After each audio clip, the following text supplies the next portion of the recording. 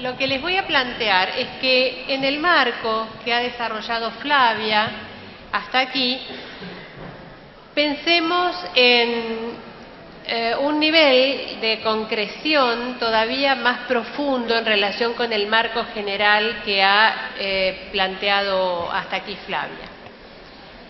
Ustedes son aspirantes, algunos ya son directores y tienen que formar equipos para que la escuela pueda alfabetizar, para que la escuela pueda enseñar, pueda incluir, pueda discutir críticamente las trayectorias, proteger las trayectorias y discutir la monocronía en la que estamos, en cuya crisis estamos inmersos. Y todo eso conlleva decisiones de muy diferente responsabilidad y de muy diferente variación de focos, y pone en juego diferentes saberes. Bueno, creo que ahí hemos logrado concentrarnos. Entonces ahora les propongo que comencemos a recuperar algunos de los conceptos que ha desarrollado Flavia, y en ese marco empecemos a pensar la escuela como alfabetizadora, como institución alfabetizadora. Lo que hemos dicho aquí es que la alfabetización, la educación es un derecho, y dentro de ese derecho la alfabetización es también uno de los derechos fundamentales de las personas. Y hay algo que me parece que no es trivial y necesitamos plantearnos para empezar a pensar en la institución escuela como institución alfabetizadora.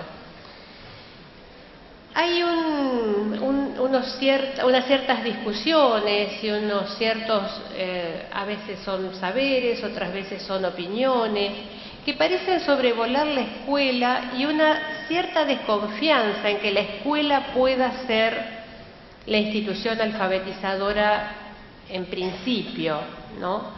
Entonces, a mí me parece que lo primero que tiene que plantearse un director o alguien que aspira a ser director y formar un equipo de una institución alfabetizadora es plantearse, y por supuesto contestarse afirmativamente, si es que la escuela, si es que seguimos concibiendo la escuela como institución alfabetizadora. Porque es cierto que en esta historia, desde la constitución de la escuela, hay muchas cosas que tenemos que revisar y que de hecho han ido cambiando, y otras que no han cambiado tanto y lo desearíamos, pero hay algo que la sociedad ha encomendado a la escuela como institución y se lo sigue encomendando, que es enseñar a leer y escribir. Eso es alfabetizar, ¿sí? Como dijo Flavia, más allá de todas las metáforas y más allá de todo, del uso del término alfabetización en relación con conocimientos que tienen que ver con la lectura de los medios, la lectura de la realidad, la lectura de las TIC, el uso y demás de las TIC, dicho con corrección, las TIC, ¿sí?, que no tiene plural. Si bien todas estas alfabetizaciones irán ocurriendo, hay una que la escuela tiene mandato social para seguir realizando, que es la alfabetización lingüística, la alfabetización que significa lisa y llanamente enseñar a leer y a escribir a un sujeto de derecho que es el alumno. En este sentido, yo invito como cuestión inicial a preguntarnos, por supuesto para respondernos afirmativamente, si es que tenemos esta idea, porque en más de una institución, y no hablo solo de instituciones enfermas, que por supuesto las hay, todavía falta esta definición. No son las familias las encargadas directas de la alfabetización, no son los medios, no es la sociedad en su conjunto, es la escuela, la institución que ha sido creada y todavía sigue teniendo ese mandato en el siglo XXI de enseñar a leer y escribir. Lo segundo que quisiera decir en este marco de la educación como derecho y de la alfabetización como derecho es que las dudas que nosotros tenemos al respecto no son casuales. O sea, ¿por qué una escuela duda? No solo si es ella el agente alfabetizador por excelencia, sino por qué la escuela duda si puede llevar adelante esa tarea que pareciera ser en muchos casos algo tan difícil y tan complicado que ya no es posible. ¿Ustedes creen que esa duda es casual? Esa duda de la escuela, esa duda de muchos directores, de muchos maestros frente a la tarea de enseñar a leer y escribir, esa confusión, ese ruido que suele haber entre, bueno, pero ¿cómo hacemos esto? ¿Ustedes creen que esto es casual? No es casual. No es casual. Hay una absoluta alienación de un conocimiento que el maestro tuvo, y estábamos hablando en tierra santafesina, que ha producido maestros destacadísimos para todo el país que seguimos leyendo y que seguramente tenemos que volver a leer desde otras perspectivas. ¿Es casual que la institución escuela esté dudando si puede llevar adelante esto? Y muchas veces esta duda, esta confusión, el ruido que suele haber en torno de los procesos de enseñanza de la lectura y la escritura, que es en definitiva lo que tenemos que resolver en la escuela, producen angustia, producen enfermedad, producen no saber hacia dónde vamos, no saber, confundirnos en, bueno, pero ¿será que esto hay que enseñarlo? Confundirnos, bueno, con estas cuestiones que son cuestiones obviamente de peso cuando uno decide curricularmente, ¿no? Flavia tomó solo dos cuestiones, una de ellas es saber, bueno, qué cosa, dónde está aquello fundamental que vamos a enseñar y con qué propósito, cuál de estos propósitos podemos alcanzar en esta escuela, en este tiempo, con estos alumnos y con estos maestros en esta institución. Entonces, lo segundo que quisiera decir, para empezar a hablar de enseñanza y de alfabetización, es que estas confusiones tienen que ver con que seguramente una escuela que está confundida en lo que pretende alimenta más consumidores que ciudadanos, o alimenta menos masa crítica para todos los procesos que hoy tenemos que pensar. Entonces, la alfabetización es un derecho, y es un derecho, como dice Emilia Ferreiro, que ya no es más el trabajo de un escriba, de alguien que resuelve una técnica. El problema de la alfabetización empieza cuando las sociedades decidimos que la alfabetización sea una marca de ciudadanía, dice ella en un libro muy chiquito y muy interesante para que lo lea un futuro director, que se llama Pasado y presente de los verbos leer y escribir. Esa frase, es decir, cuando nosotros alfabetizamos desde la institución escuela, estamos planteando la alfabetización como un derecho en la formación de un ciudadano. No estamos planteando una cuestión técnica para formar un escriba, como lo fue en tiempos anteriores de la escuela, como lo sigue siendo de hecho en algunas culturas, pero hoy la escuela, después de un siglo de escuela, la escuela ha transformado y contribuye a transformar la cognición humana enseñando una de las cosas más poderosas que podemos hacer con nuestras mentes, que es leer y escribir. ¿Les parece bien como marco esto para empezar a hablar de nuestro problema de dirigir una escuela que alfabetiza? Bien, Estas son las dos cuestiones centrales que me parece a mí que uno se tiene que plantear. Si uno tiene claro que la escuela va a enseñar a leer y escribir, y se contesta sí, va a tener seguramente menos problemas con las familias, va a tener menos problemas con los medios, con los contenidos y demás. Se asume este mandato. Y en segundo lugar, se lo asume desde la garantía, la efectivización, la contribución a que esto sea un derecho de los ciudadanos. Y ahí empiezan los problemas, ¿no es cierto? Bueno, no sé si se alcanza a ver del todo bien, pero ahí hay alguien con los ojos vendados. Esto lo presentó Graciela Lombardi como una metáfora inicial, no tan metáfora, ¿no? Es decir, una línea de largada con alguien que lleva un peso muy grande y otro que está muy contento esperando la largada con toda la energía listo para correr muy rápido desde el inicio. Entonces, la sola decisión de la escuela de voy a alfabetizar no alcanza.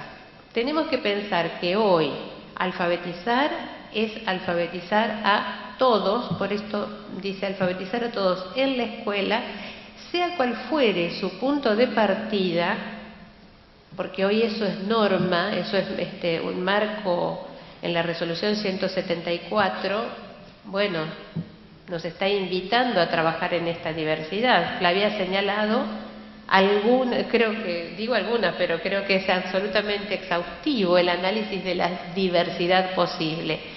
Entonces, alfabetizar a todos en la escuela, sea cual fuere su punto de partida. Todos es muy importante, porque muchas veces leemos a nuestros maestros ilustres, a los destacados, a los más críticos, o vemos procesos históricos del siglo XX y tenemos la idea de que en realidad todos han estado en la escuela siempre, y esto no es así.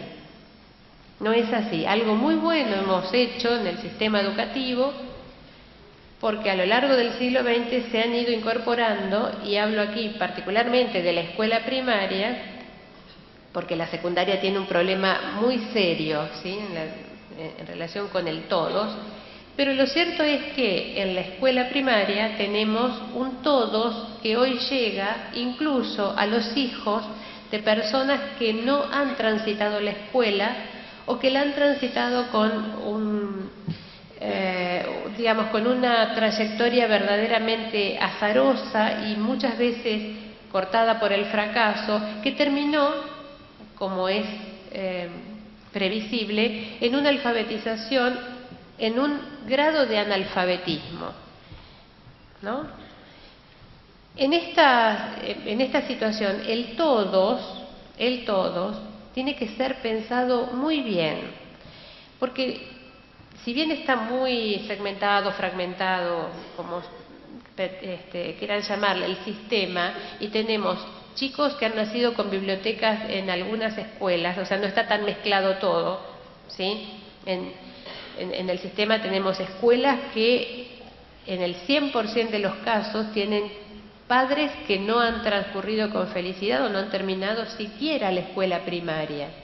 Entonces, todos es un todos que también tiene que revertir una historia de fracaso anterior.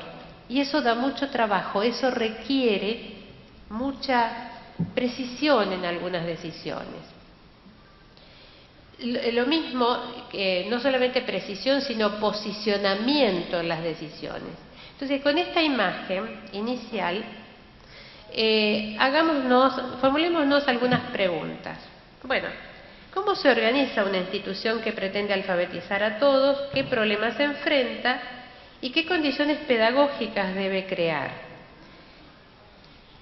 Si bien estas son las preguntas que planteamos en Rosario, con el grupo de Rosario, dado que en Rosario la evolución, digamos, del auditorio, el interés del auditorio se volcó hacia un lugar que tiene que ver más con el aula, es decir, ¿qué pasa en las aulas de una institución alfabetizadora. O sea, yo como director, ¿qué vería en las aulas? ¿Qué tendría que ver en las aulas? Yo voy a hacer un marco un poco general y luego me voy a focalizar en algunos procesos que sí tienen que ver con ese nivel, porque asumo que esto puede ser de mayor interés.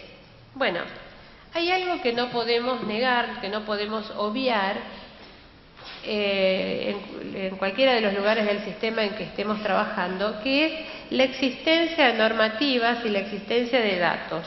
Yo aquí no los voy a desarrollar porque Flavia ya lo ha hecho, es decir, la provincia de Santa Fe no escapa a ninguno de los procesos que se han mostrado aquí estadísticamente, es decir, tenemos menor cantidad de alumnos en la escuela secundaria, que es obligatoria, y cuidado, muchos piensan que esto sigue siendo, porque de hecho lo sigue haciendo, el segmento del sistema, el nivel del sistema que va a hacer la diferencia, es decir, pensamos en una primaria que se pensaba para todos porque después la secundaria hacía la diferencia y allí estaban los que iban a dirigir la sociedad y demás. Bueno, hoy tenemos una ley que nos dice que la secundaria es obligatoria. Eso significa que no es ni para los más destacados, ni para aquel que tenga condiciones o aquel que le da la cabeza, estoy utilizando comillas, ¿sí?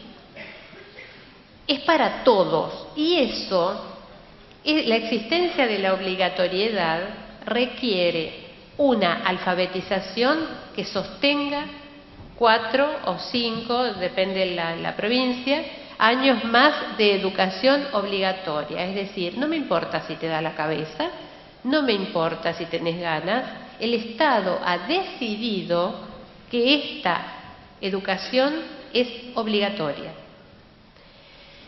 Y el hecho de leer textos más complejos requiere una alfabetización que de ninguna manera puede pasar por una elección cualquiera. Requiere una cierta precisión muy comprometida en la base del sistema, es decir, en la escuela primaria. Si bien voy a focalizar los primeros años, también hay desarrollos para el segundo ciclo muy puntuales. Ahora bien, tenemos esta situación. Tenemos la situación en la escuela primaria de, como decía recién, en Santa Fe no escapa a esta situación de pérdida de matrícula y de sobreedad, enfermedad que se contrae en la escuela, ¿no? Al decir de Ricardo Vaquero,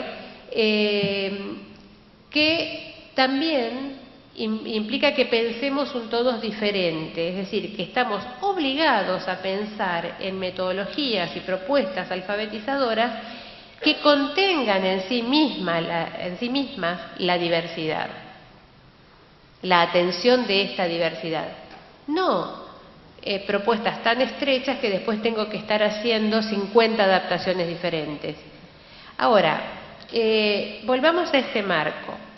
En estos datos nosotros vemos que el todos tiene entonces hijos de analfabetos, familias que no valoran la escuela para nada, no la valoran, ni nos valoran a nosotros como docentes porque sus percepciones de la escuela son solamente en relación con el fracaso, familias amorosas y con bibliotecas, familias, niños leídos, como decimos en el campo en Entre Ríos, niños muy leídos y niños que no tienen la menor idea de cómo se toma un libro o de que existe un libro, tienen más contacto con la pantalla que con el libro, que sigue siendo un objeto a leer, ¿verdad? Y en ese marco, lo que nosotros tenemos que pensar es que el todos se vuelve absolutamente diverso y se alimentan los procesos del fracaso no todos los días en la escuela. Hay algo que resulta ser un proceso que tenemos muy poco estudiado, muy poco visualizado y sobre el que no hay ningún tipo de acuerdos, menos institucional, que es la evaluación. Si hay un proceso que clasifica y dice, vos quedás y vos te vas, vos tenés algo que está de acuerdo, estoy utilizando todas estas expresiones con comillas, ¿sí? Vos tenés más o menos lo que tendrías que tener como conocimiento para permanecer en este grado o para repetir. Vos no aprendiste esto o aquello, es decir, si hay un proceso que establece estos criterios es la evaluación. La evaluación muchas veces compara al niño con otros o a ese alumno, digamos, con lo que se espera de él, con esos propósitos formulados en términos de lo que la escuela va a ofrecer, no en términos de lo que los chicos pueden aprender en un determinado momento. Entonces les propongo que en el marco de la resolución 174 también miremos estos artículos que son, ustedes pueden hacer después una lectura bien puntual, que son los puntos 20, 22, 23, 26 y 34, si bien hay otros que hacen referencia al proceso de evaluación. Yo voy a leer el 20, me los voy a leer para que sepamos de qué estamos hablando. En el marco de este es el párrafo 20 o el artículo 20. En el marco de las políticas de inclusión, los y las estudiantes tienen el derecho inalienable a la educación obligatoria. Por tanto, el Ministerio de Educación de la Nación y las jurisdicciones en todos los casos de ingreso tardío o reingreso al nivel primario se comprometen a generar los dispositivos pedagógicos y normativos para que niños y niñas logren en el menor tiempo posible incorporarse al grado que por su edad cronológica correspondiera. O sea que acá está hablando de esta diversidad que va a tener lugar en el aula. Para ello, será menester realizar evaluaciones de los aprendizajes previos, que los mismos portan en relación con aquellos prioritarios para el grado en el que han de incluirse. Entonces acá hay una responsabilidad institucional dentro de la alfabetización, que es, si esta institución va a ser alfabetizadora de todos, como directivo, como equipo directivo, tengo que poder evaluar los conocimientos previos que tienen los chicos para poder entonces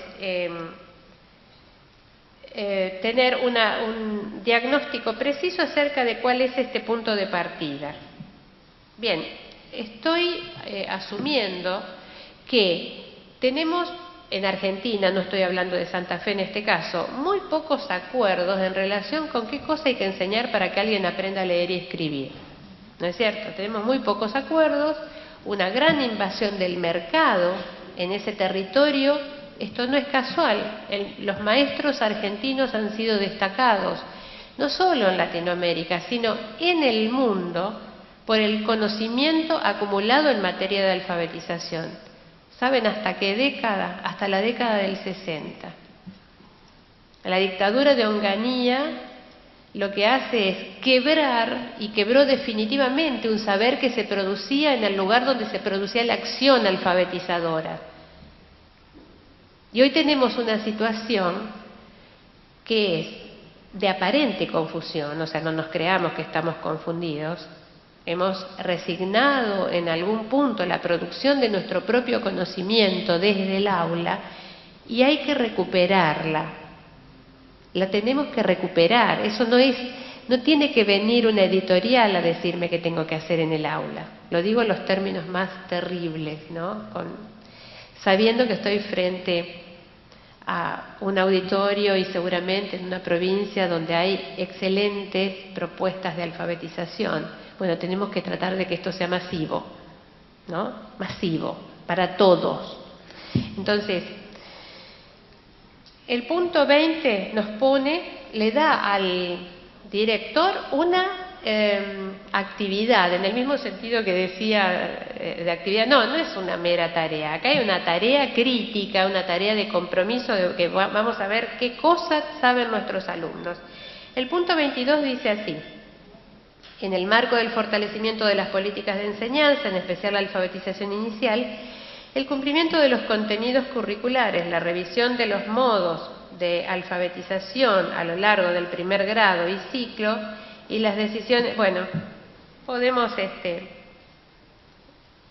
leerlo de modo completo, pero subrayo esto: el cumplimiento de los contenidos curriculares y la revisión de los modos de evaluación a lo largo del primer grado y ciclo. Lo leo completo: y las decisiones políticas que el Estado Nacional y los Estados provinciales han tomado para promover la calidad, tanto de la enseñanza como de los aprendizajes, es necesario considerar como unidad pedagógica los 2 primeros años de la escuela primaria. Por lo tanto, se reformularán los regímenes de promoción. Ustedes saben que la promoción está directamente ligada a un proceso de evaluación que en muchas instituciones, digamos en el sistema educativo argentino, se lleva a cabo en soledad, en una individualidad que no pasa las puertas del aula, y en muchos casos este primer grado es evaluado con unos criterios que no son ni siquiera compartidos con el del grado que tiene la puerta pegada al mío. ¿Sí? Entonces, hay algo que el gobierno seguramente tendrá que hacer con la resolución 174, la resolución 174, para garantizar un conjunto de condiciones que deben estar. Pero hay algo que debe hacer este equipo directivo y hay algo que tenemos que hacer desde la formación docente y desde las escuelas en las aulas concretas. Porque no hay ninguna norma que diga que la evaluación será individual y que los criterios de evaluación de los chicos tengan que ser solitarios y por curso. Por el contrario, toda la normativa vigente dice que es un proceso colectivo, que es un proceso acordado y que es acordado a lo largo del ciclo con una articulación precisa para que estos chicos puedan continuar con una trayectoria y prevenir, digamos, el fracaso. Vamos al 23, que es el más cortito de todos, que dice: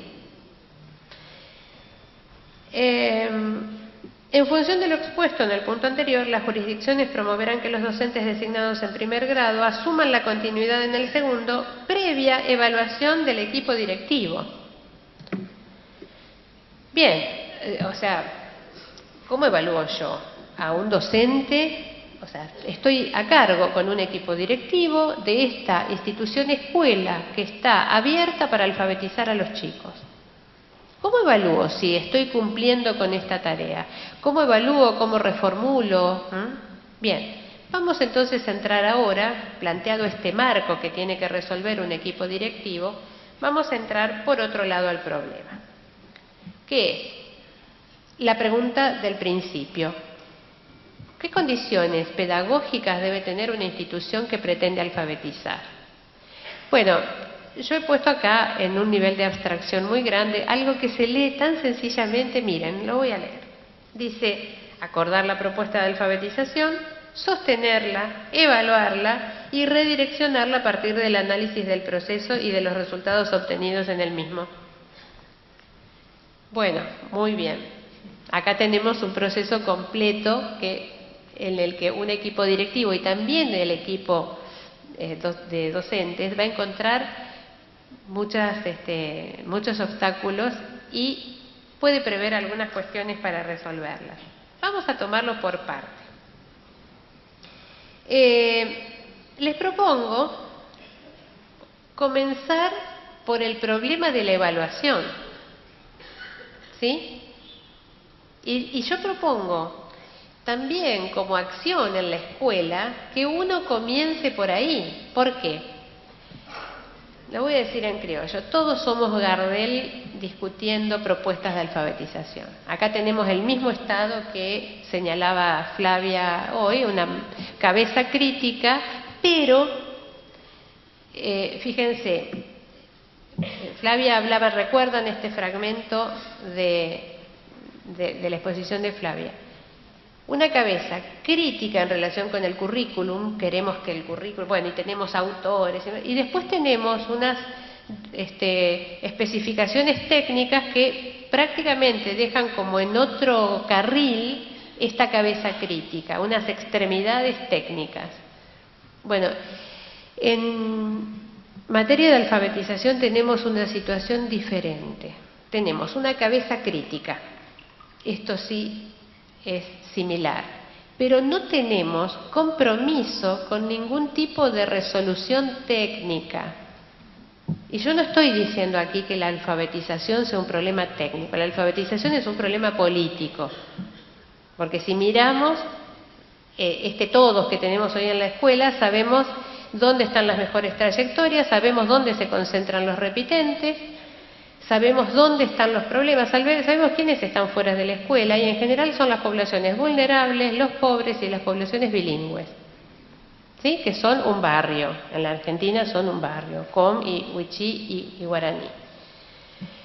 Entonces la naturaleza del problema es esta, ¿no es cierto?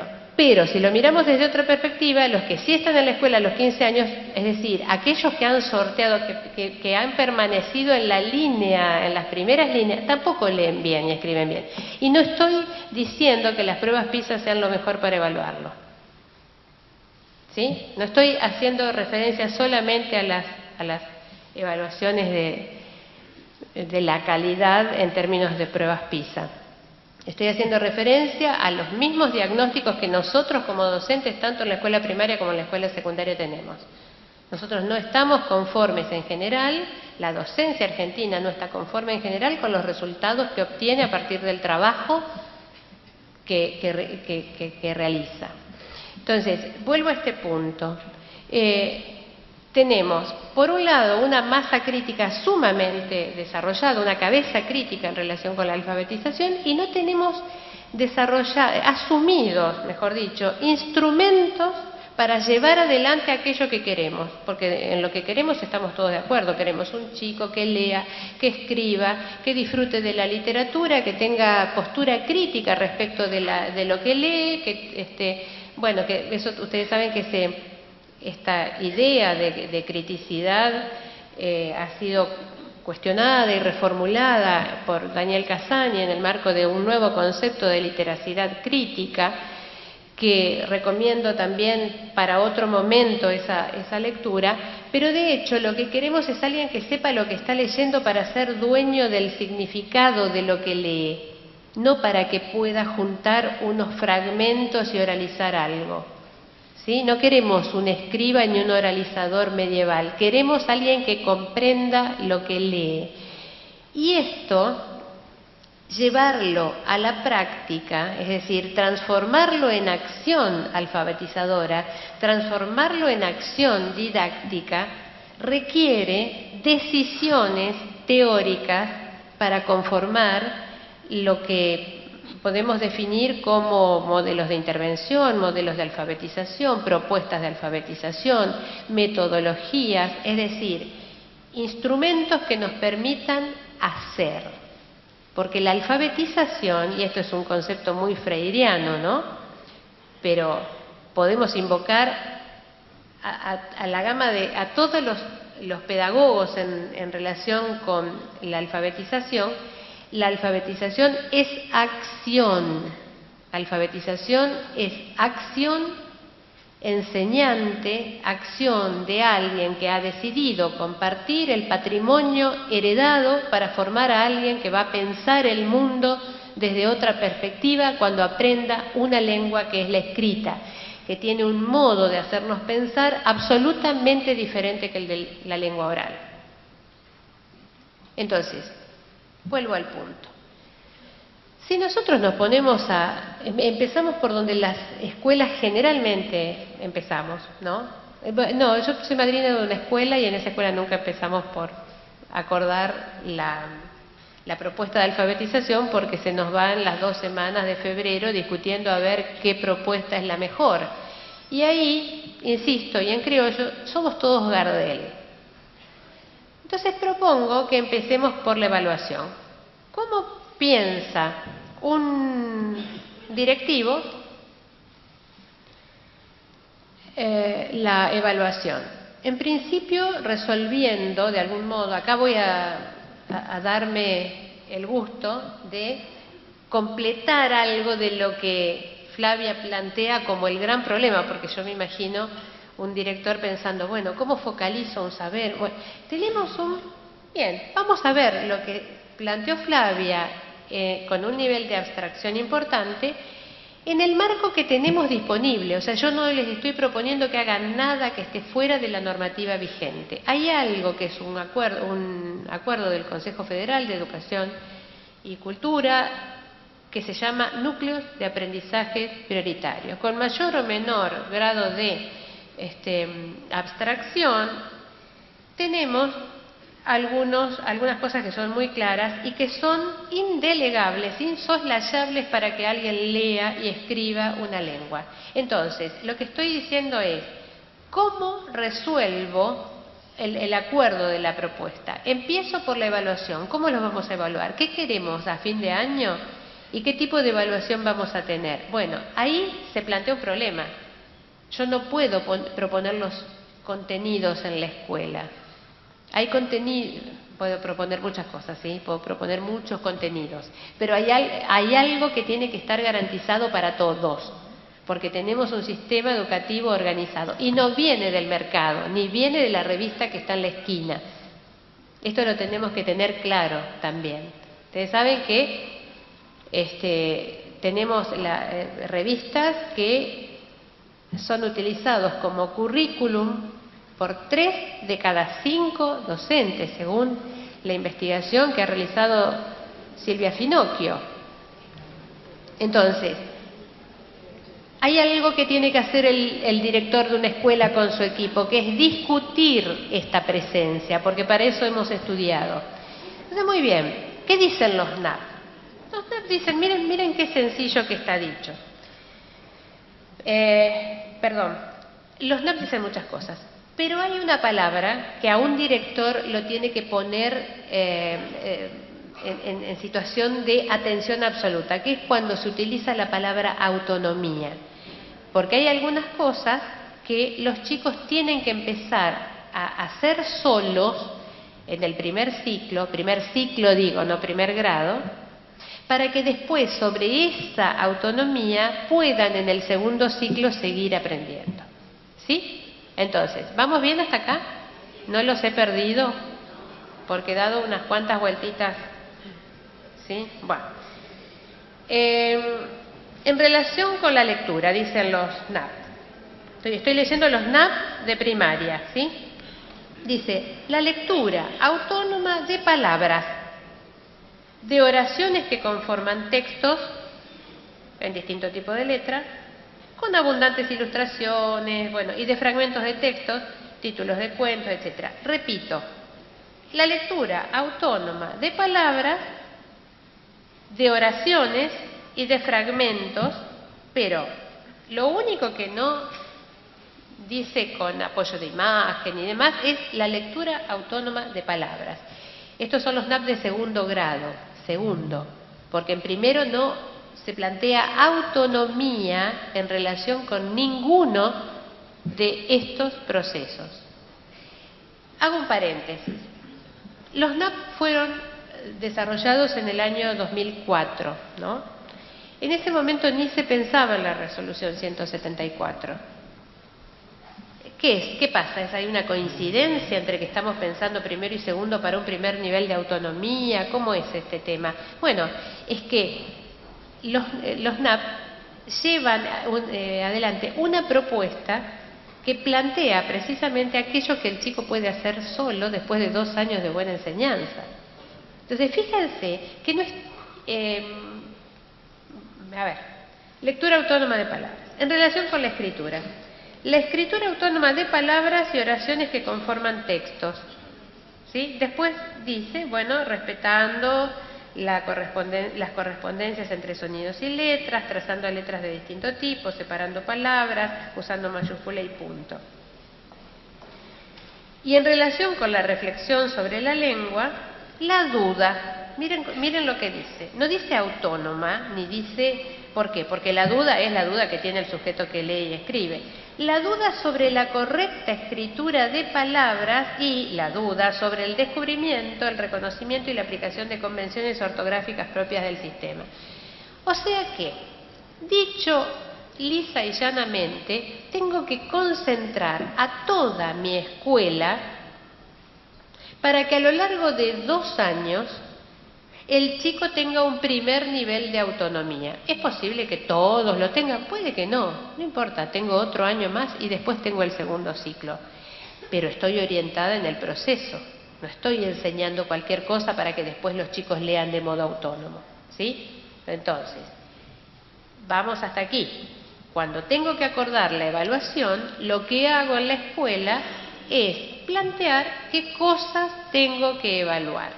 Entonces, el primer organizador de la alfabetización es saber que voy a evaluar de cabo a rabo de este primer ciclo la lectura autónoma de algunas palabras y la escritura autónoma de palabras y oraciones, porque los textos no dice autónomo, dice en el tercer grado el alumno tiene que participar de escrituras de textos guiado, bueno, léanlo bien, a eso lo recomiendo como actividad de preparación para el concurso.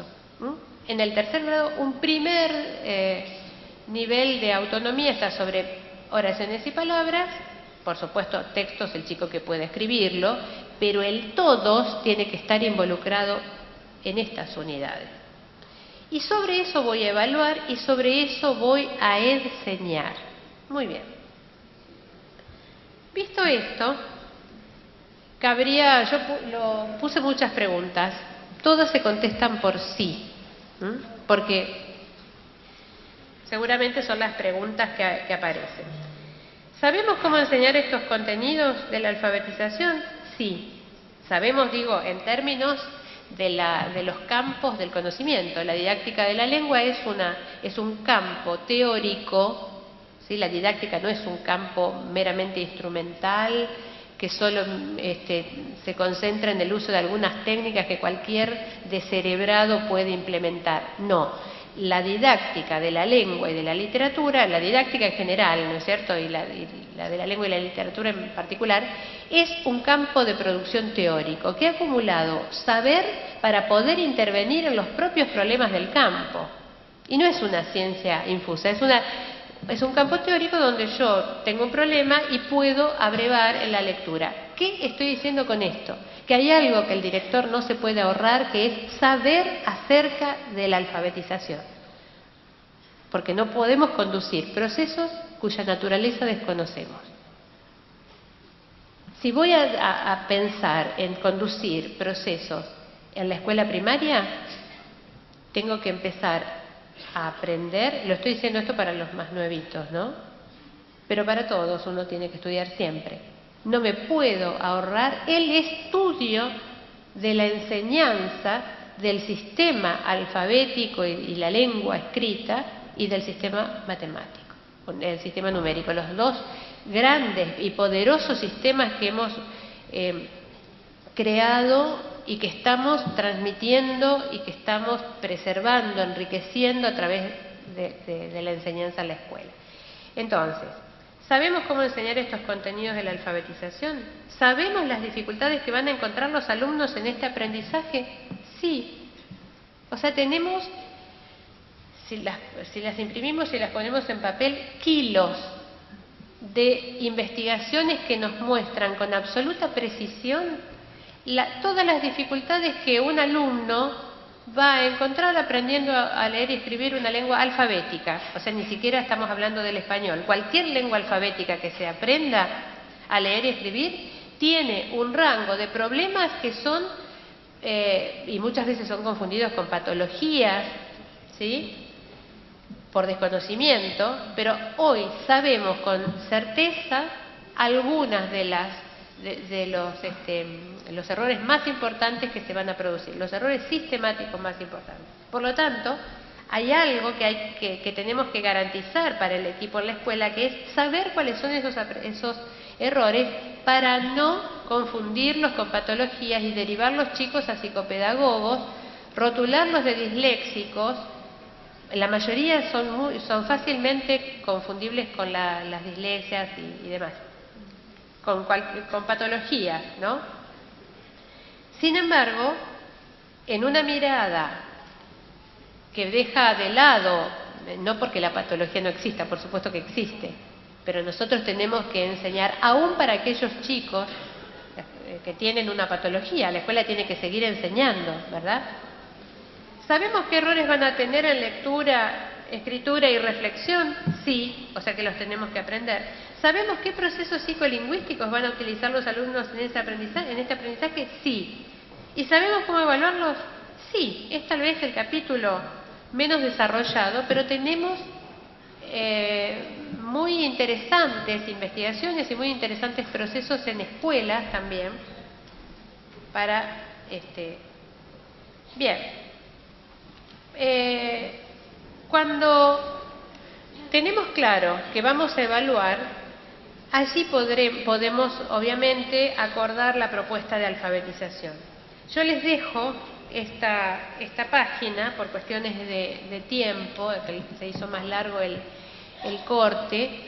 Yo se los dejo para que ustedes vean la naturaleza de algunas acciones que organizan a la institución, porque me interesa fundamentalmente ir a focalizar qué vería un director en un primer ciclo que se está, por ejemplo, trabajando para que los chicos tengan lectura autónoma. Tomé la unidad palabra nada más aquí, porque no tenemos tiempo para ver oraciones, pero algo de eso. Bueno, les propongo que veamos un desarrollo que ustedes pueden encontrar también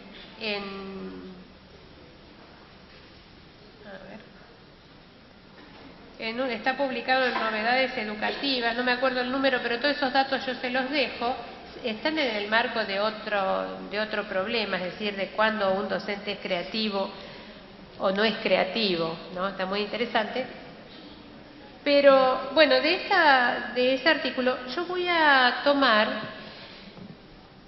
una especie de menú energético, es el currículum, el desarrollo curricular, una especie de menú para que los chicos, sea cual fuere su punto de partida, puedan contactarse con una unidad que se denomina palabra y que es una de las unidades de la lengua escrita que tiene que ser procesada, leída, para poder comprender muchas cosas. No digo que sea la unidad más importante, podríamos empezar por el texto o por la oración, pero lo que digo es,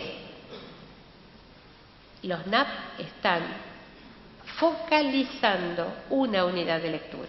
Ustedes saben que tenemos en Argentina 2 o 3 posturas en relación, digamos básicamente 2, y algunos sí, o 1000 con sus variaciones, pero básicamente en relación con los objetos de la alfabetización tenemos 2 posturas. Uno que tiene que ver con enseñar prácticas del lenguaje, ¿sí? Que este currículum es de Buenos Aires, es de algún lugar de Córdoba también, y las provincias cuyos currículum, como en la que estamos aquí, consideran que la alfabetización es una enseñanza de lengua, ¿sí? No de prácticas, ni prácticas ni lenguaje, sino de una lengua. Yo estoy ubicada, mientras hablo y en mi producción académica y también en mi trabajo en la escuela, en la segunda, es decir, estoy ubicada en aquello que, en una definición, si se quiere, de alfabetización, que entiende que es el aprendizaje de una lengua que es la escrita, que es absolutamente diferente de la oral y en algún punto autónoma de la oral, semióticamente autónoma, por lo tanto no plantea ningún tipo. Este concepto es tan amplio que no plantea ningún tipo de dificultad para pensar en la alfabetización de un sordo, de alguien que tiene una dislalia, de alguien que habla cualquier variedad del español, de alguien que no pronuncia bien los fonemas de la lengua oral, es decir, que es semióticamente autónoma de la lengua escrita, ¿sí? Y además creo que es muy interesante porque nosotros en la alfabetización en Argentina no tenemos problemas de prácticas, tenemos problemas de lenguas. Tenemos el wichí, tenemos el guaraní, algunas lenguas orales como guaraní, es decir, o el com, que no tiene estandarización, es decir, uno se cambia de barrio y se escribe de distinta forma. Entonces, esto es un problema de lenguas, no de prácticas. Entonces, desde esa perspectiva, lo que he hecho aquí es, esto también es un modelo de formación docente, es colocar algunas de las cuestiones que desde todas las propuestas de alfabetización no son,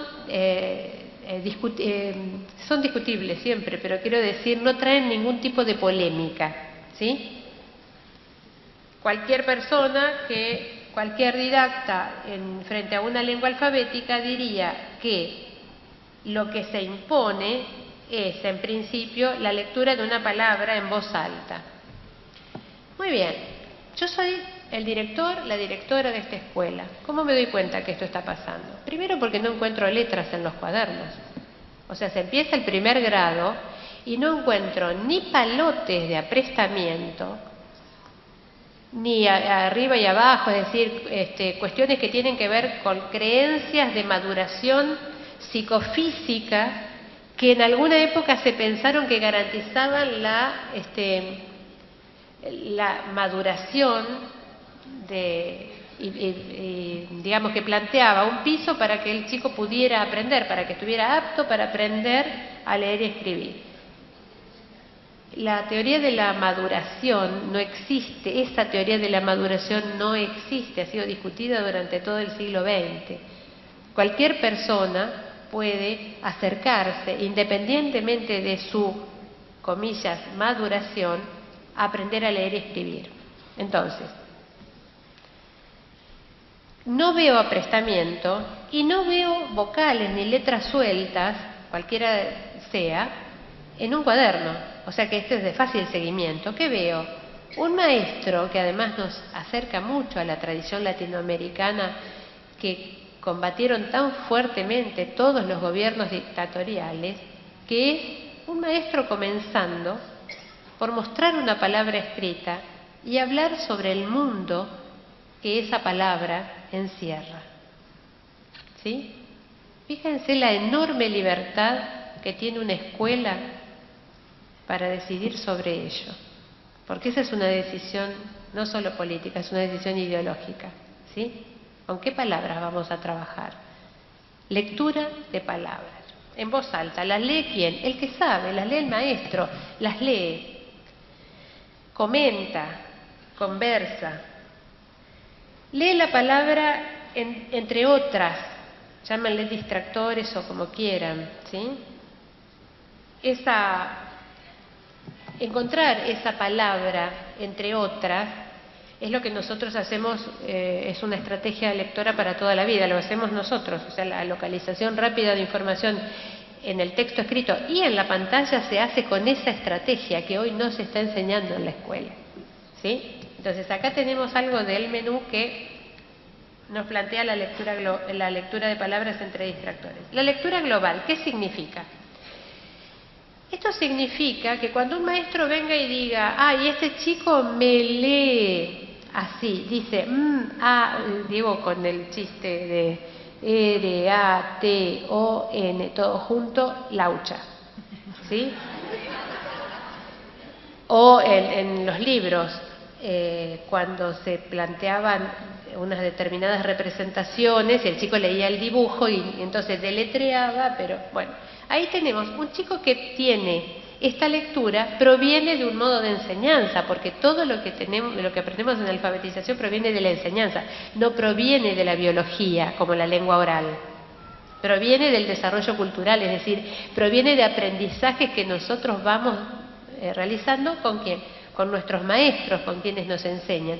Y algunos chicos tienen más de un enseñante. Les enseñan en la casa, les dan muchos datos en la casa sobre la lengua escrita, de la forma que enseñan los padres, ¿no? Bien, la lectura global de palabras es un chico que frente a una palabra hace eso que los maestros y algunos directores también suelen llamar adivinación. Dice, no me lee, me adivina. ¿Qué hago con este chico? Bueno, eso no es adivinación.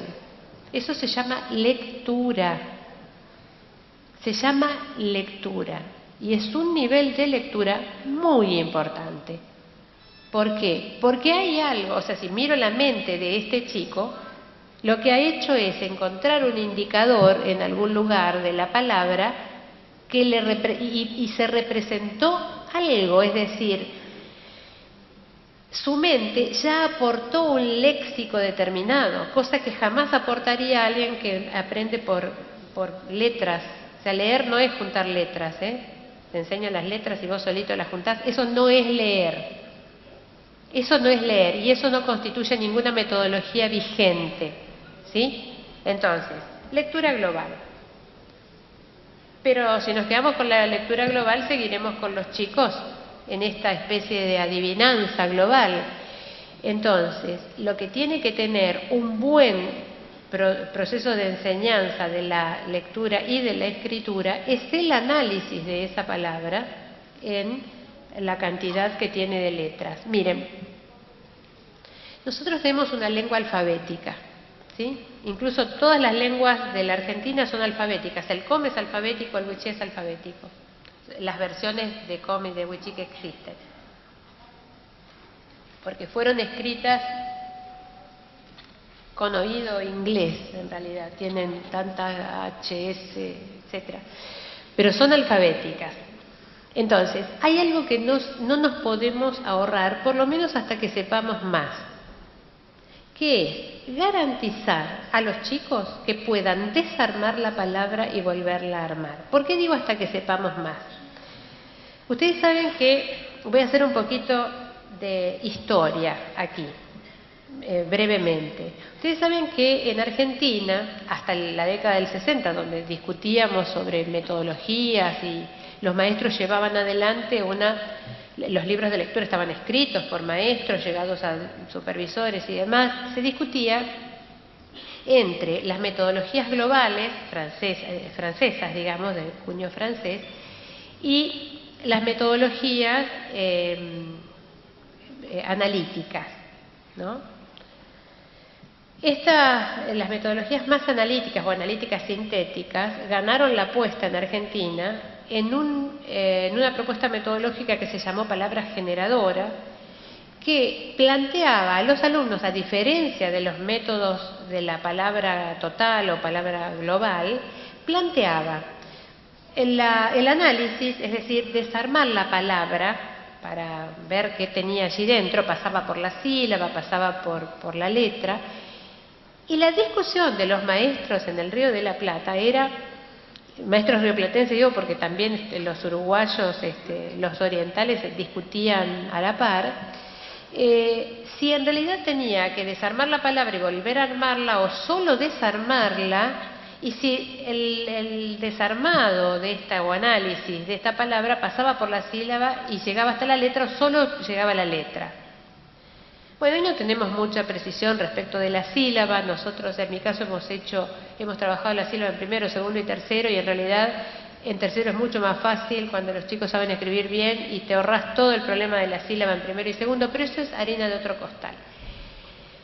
Ha pasado prácticamente un siglo desde esos libros. El libro Paso a Paso, escrito por Figueira, es del 1903, la primera edición, y las anteriores, y hubo alguna anterior. Capaz, Flavia, que vos tenés más precisiones que yo respecto de eso, pero es un libro que se usó hasta el 70, hasta la década del 70 en Argentina. Después los militares, ustedes saben que hicieron estragos con Mi mamá me mima y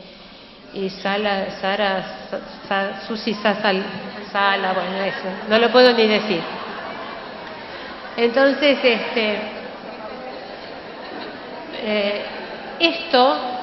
cuidado con esto, porque la ridiculización que hizo la última dictadura en Argentina, la ridiculización que hizo a través del libro Pupillo, que solo había que enseñar 13 letras en primero y después, o sea, cosa de dictadura solamente, 13 letras, nos retrotrajo a principios del siglo XX. O sea, lo que el siglo XX comenzó discutiendo con su docencia, es decir, ¿cómo hacemos para que todos aprendan? Y lo resolvió con algo que por supuesto que había que modificar en los 60, ya en los 60 se estaba empezando a modificar, pero ¿qué pasa? Que la dictadura desarmó todo aquello que hoy nos hubiera...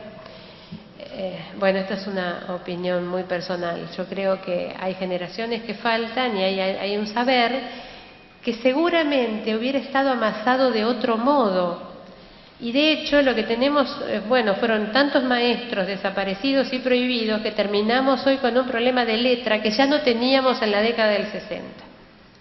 Entonces, directores, aspirantes, pichones de directores, aspirantes a directores y equipos directivos, por favor, pensemos esto, porque no es casual lo que nos pasa. Que los directores, muchos directores están tratando de no ahogarse en la tarea de enseñar a leer. Enseñar a leer es posible. Los maestros ya lo hicieron. Hoy tenemos mucha más certeza. Y acá hay algo. Cuando decimos análisis, hoy no lo tenemos que discutir. ¿Por qué? Porque ya la psicolingüística, ustedes saben que en el 90 se empezó a mirar el cerebro adentro y tenemos investigaciones en la Universidad de Buenos Aires. No estoy hablando de investigaciones extranjeras con niños leídos de otras latitudes. Estoy hablando de investigaciones del equipo de Reiter, de Jaichenko, en la Universidad de Buenos Aires, que describen muy bien los procesos involucrados en el aprendizaje de la lengua escrita. Y todo el mundo utiliza los dos. Es decir, nosotros utilizamos vías subléxicas y vías léxicas, es decir, la lectura global y la lectura más letra por letra, digamos, que requiere que hasta que sepamos más sobre eso, le garanticemos a todos los chicos, ¿sí?, que puedan, una vez aprendida globalmente una palabra, fíjense que esto es importante, una vez aprendida globalmente una palabra y su significado, tengamos que garantizar el análisis y la vuelta a armar o vuelta a armar con letras móviles, que es un juego que a los chicos les gusta mucho. ¿De acuerdo? Entonces, aquella discusión, incluso quiero decir también aquí que hay muchas propuestas del Ministerio de Educación que no garantizan este trabajo analítico que es imprescindible, más que nada para aquellos chicos, y no solo los que candidatos probables a la dislexia, chicos que se pasan adivinando porque no pueden segmentar este todo global de la palabra. Entonces, un maestro tiene que enseñarles a todos, incluso los que tienen algún tratamiento. Por lo tanto, tenemos que plantear el análisis de la palabra en la cantidad de letras, en el orden de las letras. Los chicos tienen que aprender también a partir del análisis y memorizar las correspondencias fonográficas y tienen que aprenderle el nombre a las letras, son cosas diferentes.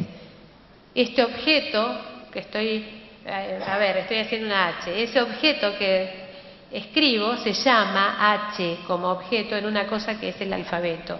Y otra cosa es el sonido que tiene, eso es sistema alfabético. Tiene que aprender las dos cosas. Entonces, vuelvo a esto.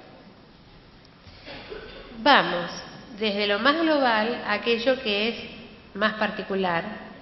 Con un chico que está entendiendo lo que hace, que es dueño del significado de la palabra o la oración que está tratando de leer y de escribir.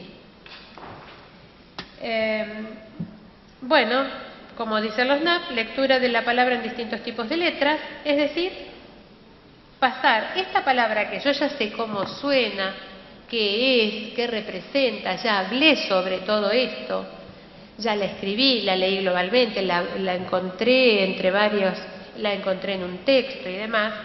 La lectura de la palabra en distintos tipos de letras hace que le muestre en esta traducción de este sistema que tiene la misma cantidad, el mismo orden, etc. Bien. La comparación de palabras, bueno, fíjense, acá voy a hablar muy bien del nivel inicial.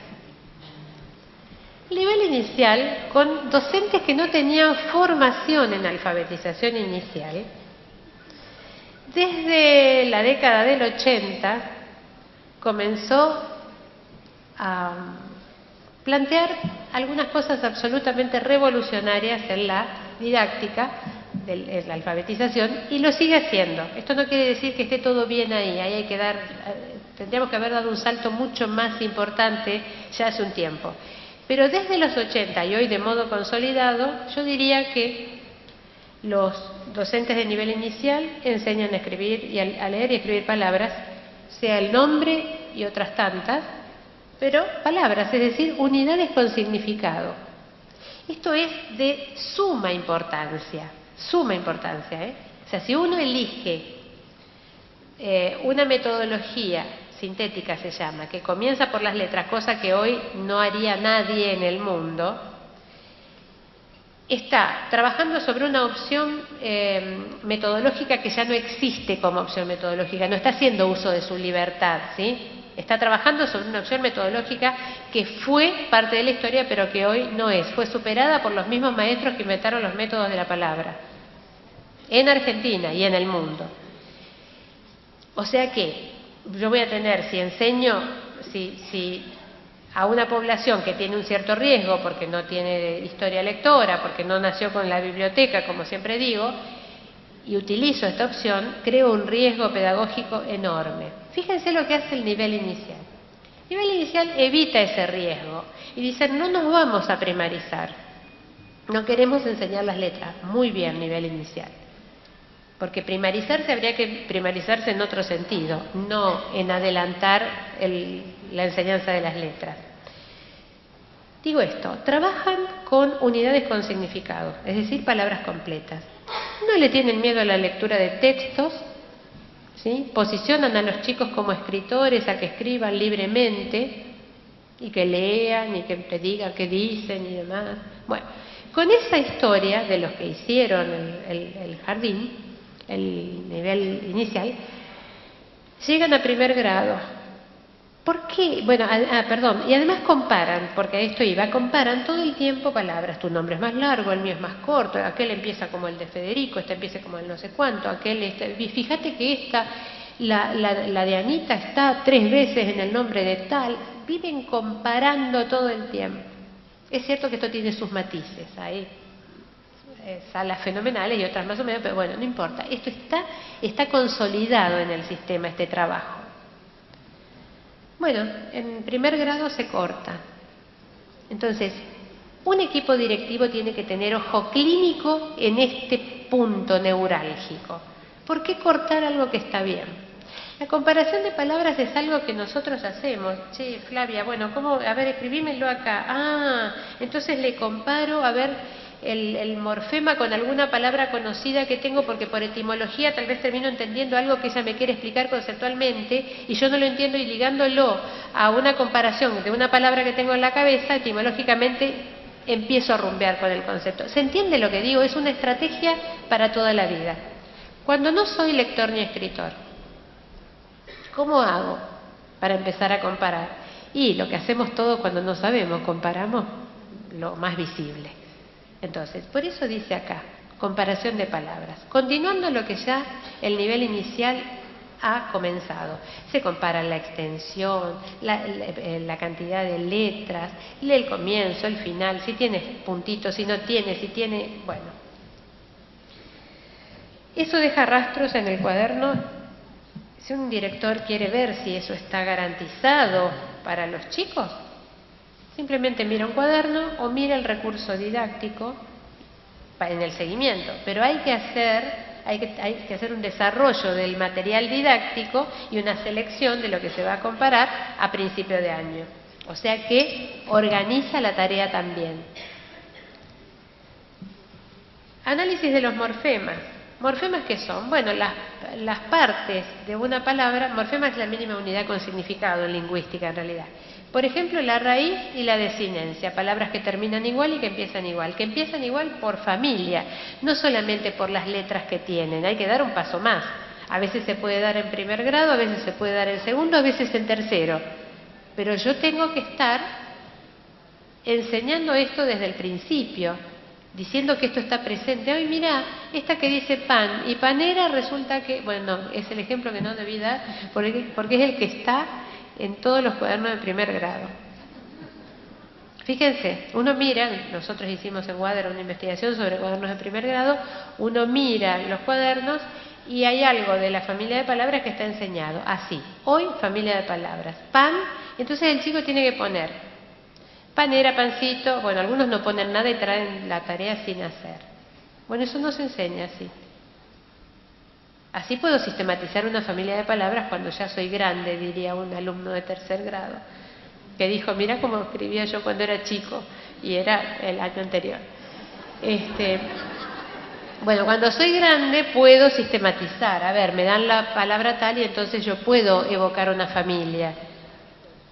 Pero cuando estoy enseñando familia de palabras, la que estoy enseñando soy yo, no le estoy pidiendo el saber a la familia. Y esto es lo que aparece en los cuadernos.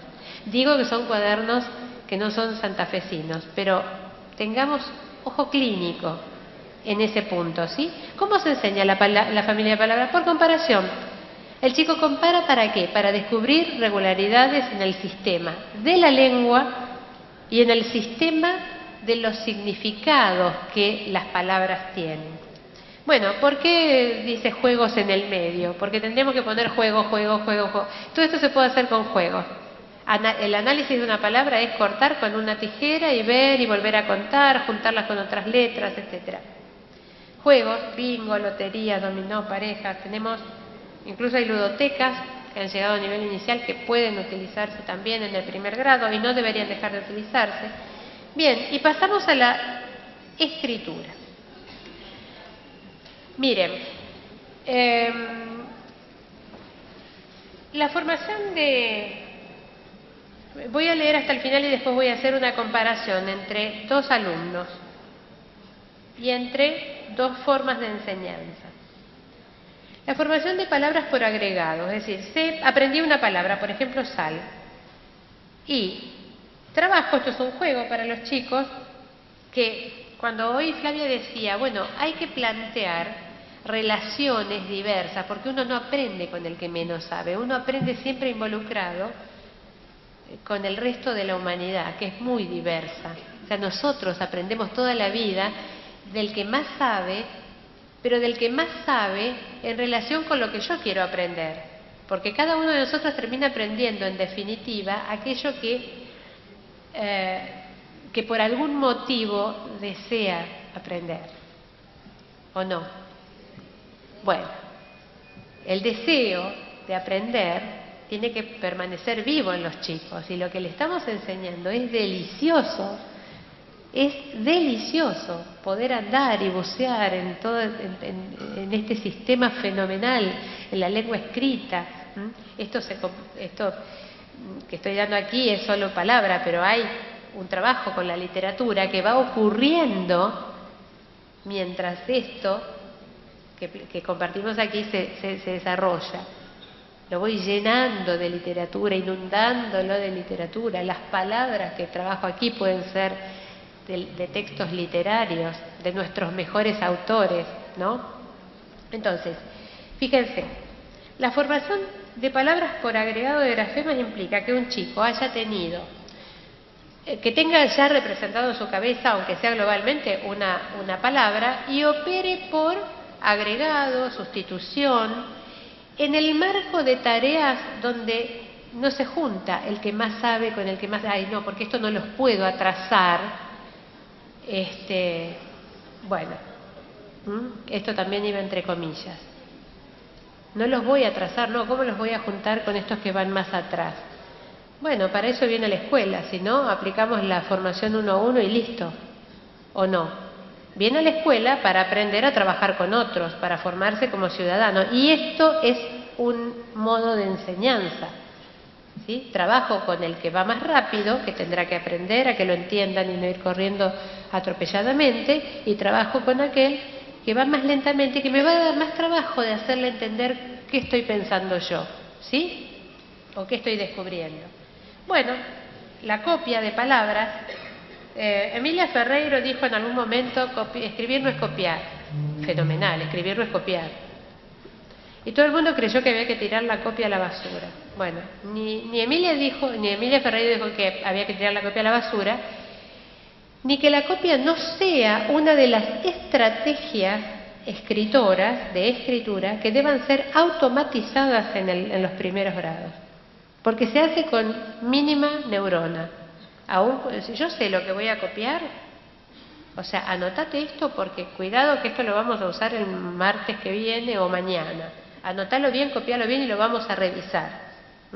Bueno, escribir, copiar no es escribir y escribir no es copiar, pero la copia es una estrategia que hay que garantizar en la base del sistema en una alfabetización para todos. Y el que viene y dice, yo ya sé copiar, ya sé. Bueno, muchos chicos saben copiar, por supuesto, y muy bien, en primer grado. Uno tiene estrategias fenomenales para que esa aula se transforme en un aula de todos. Uno siempre le va a encontrar algo para concentrarlo en mejorar la copia, porque la escritura es infinitamente mejorable, aún en sus niveles más bajos. La copia es el nivel más bajo de escritura. La estrategia menos demandante, que cuando uno no la sabe es muy difícil y hay que enseñarla. Armado y desarmado de palabras, acá está dicho en criollo, pero en realidad es escritura y análisis de palabras. El armado de una palabra con letras móviles, con distintos grados de complejidad, es la escritura de una palabra. Eso puede tener más letras de las que necesita para la palabra, puede tener las mismas, en fin. Pero lo que quiero decir es que un director que sabe cuál es el proceso que tienen que hacer sus maestros para alfabetizar en el primer escalón, tiene momentos y objetos muy visibles donde esto que estamos diciendo aparece. Son los cuadernos, es el material, es el recurso, es la parte del libro de lectura que está utilizada para la enseñanza. Y por supuesto, la evaluación. Escritura de palabras con ayuda y sin ayuda. Revisión de la escritura de una palabra a partir de la comparación minuciosa letra por letra. Estamos ya sobre el cierre, pero miren, tenemos muy poquitas que son todas sobre escritura. Pero fíjense, ¿cuál es la situación habitual de escritura en la escuela? Bueno, que el que ya se aprendió y tiene algo en la cabeza representado, aprendió algo del sistema, escriba. Mientras tanto, los que todavía no pueden escribir una palabra quedan sin escribir, ¿no? Muy bien. Acá hay algo que inventó hace mucho tiempo, que se produjo como en el marco de la didáctica de la lengua, que es la escritura con ayuda, que es lo que hacemos toda la vida, por otra parte. Toda la vida. Y en la escuela, Flavia, ayúdame con las glosas de fin de año, ayúdame con esto. ¿Cómo presentaste? Mostrame el último. ¿Cómo se inicia un informe? ¿Cómo, a ver, cómo elevás tal cosa? Bueno, esa situación de escritura con ayuda tiene que estar permanentemente garantizada en el aula, no solo cuando el chico escribe un texto, que eso sí está explícitamente planteado en los NAP. El chico tiene que escribir un texto en colaboración con el maestro. No, tiene que estar también cuando escribe cualquier unidad, una palabra o una oración. Palabra, oración y texto son las unidades de escritura, ¿no? Escritura de palabras con ayuda y sin ayuda. Bueno, ahí tenemos una evaluación. Esa es una evaluación. A ver. Escritura de palabras con ayuda y sin ayuda es lo que debería evaluarse para ver si el chico va... Primero, si no tenés dioses. ¿Vieron los que escriben muy mal y dicen, yo ya sé? Y no pregunto nada, ni me importa lo que me vayas a decir, no me importa que vos seas el maestro, yo ya sé escribir esto. Bueno, pésimo posicionamiento porque después lo tenemos escribiendo de cualquier modo en la escuela secundaria o en el cuarto grado.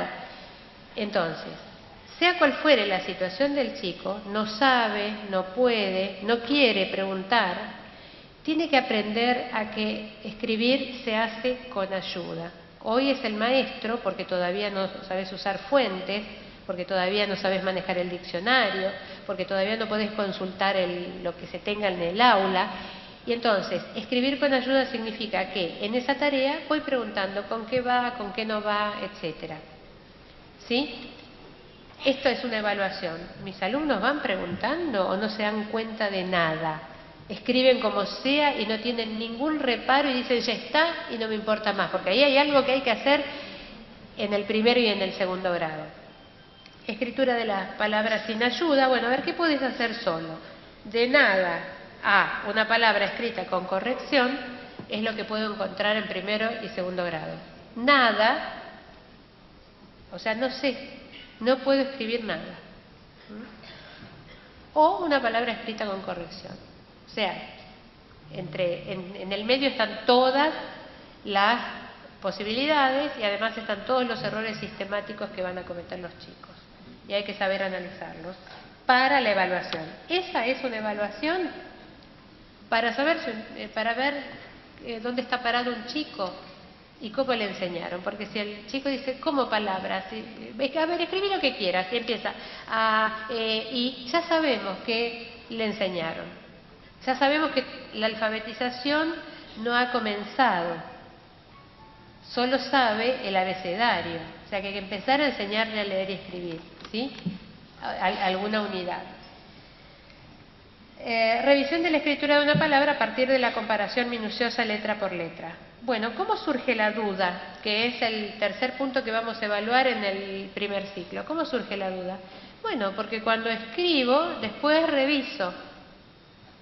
Pero fíjense que el completamiento de palabras, que es otra parte de esta secuencia está organizada, es decir, hay que empezar por lo más global y terminar por lo más analítico. El completamiento de palabras es tener una palabra entera y empezar a pensar qué le falta. Es parte de la enseñanza de la duda, ¿sí? Junto con el dictado. O sea, le doy una palabra a completar y vamos viendo si acierta. Porque hay cosas que no se pueden, como dijo Flavia, algunas cosas van a necesitar más ejercitación. Después que aprendí que zapato es con Z, algunas veces tendré que escribir zapato, ¿sí? Algunos neoconductistas dicen 13 veces. Hay mucha investigación sobre, bueno, qué cosas hace el cerebro, cuándo el cerebro logra recordar. Hay que tener mucho cuidado con esas investigaciones. Los chicos tienen cerebro, pero no son un cerebro solo andando por el mundo. Dice completamiento con palabras, bueno, de las que tienen menos dificultad. Poner una vocal tiene menos dificultad que una consonante. Poner una B corta o una B larga en un lugar que hay que encontrar una o una Z tiene más dificultad que poner una P en papá, por ejemplo. Y bueno, la escritura al dictado de palabras, que el chico va a ir escribiendo y va a parar cuando no sepa qué letra va. O sea, no va a poner la letra así deliberadamente cualquier cosa. ¿Por qué? Y vuelvo con lo que dijo Emilia Ferreiro en su momento. Ella dijo, la ortografía, no lo recuerdo textualmente, pero el dictado es una de las cosas que también se han tirado a la basura. ¿Por qué? Porque aparentemente no es demasiado constructivista decirle al dictado, es dictum, te digo algo y vos lo escribís, ¿sí? Ahora, la ortografía plantea el problema de que, como dijo Emilia Ferreiro, se aprende a escribir escribiendo, pero a escribir bien se aprende escribiendo bien. Porque si no, si estoy escribiendo zapato con S 3 años, mi construcción de la ortografía es zapato con S, porque se aprende a escribir escribiendo, ¿sí? Bien, entonces, con todos estos recaudos, la escritura de palabras al dictado y la escritura de frases al dictado para revisar la mayúscula, la separación y la ortografía de cada una de las palabras. Globalmente, si uno mira estas propuestas, a las que especialistas de nuestro país les agregaría, por ejemplo, Ana María Borzone le agregaría algún desarrollo de conciencia fonológica, que yo no lo hago aquí porque estaría dejando fuera a los sordos, o sea, siempre nos estamos pensando el todos. Yo acá estoy pensando el todos, ¿sí? Entonces, para todos, acá tenemos una secuencia sobre una de las unidades de lectura y de escritura sobre la que se pide autonomía en el primer ciclo. El primer nivel de autonomía está en el segundo grado. El director, el equipo directivo, tiene que conducir este proceso para llegar a una evaluación, que es aquello por lo que empezamos a hablar. Lo último que digo es, hay que volver a mirar detalladamente la escuela. Miren, voy a hablar de situaciones que nosotros hemos revertido en la escuela. Yo trabajo con el equipo de dirección y con los maestros. Como soy la madrina, en realidad hago lo que quiero en esa escuela. Es la escuela 198, Maestro Entrerriano se llama, de Paraná, Entre Ríos, y ahí vamos con los practicantes, nuestros alumnos del profesor y demás. Hay algo que nosotros pudimos revertir, que es que un chico quede sin hacer nada. Porque miren lo que se produce. Supongamos, yo tomo cualquiera de estas actividades. Supongamos que le pido que, que forme palabras, formación de palabras. Bueno, para la formación de palabras yo he tenido que enseñarle alguna palabra y que tenga alguna representación de palabra, alguna imagen mental en su cabeza. Esa es una. ¿Se entiende? O sea, yo pienso y tengo representada en mi cabeza la palabra sal. Y después busco las letras y digo, la primera es era bajita, ¿cómo era? Bueno, sí, este es un mente 1, digamos, niño 1. Voy a reducir la diversidad a 3. Hay a tres alumnos. Uno que dice, una era bajita, la viborita. Y agarra y la pone como sea. Y estaba la alta, la grande. ¿Dónde iba? Bueno, la pone adelante por las dudas porque la alta estaba, el palito estaba.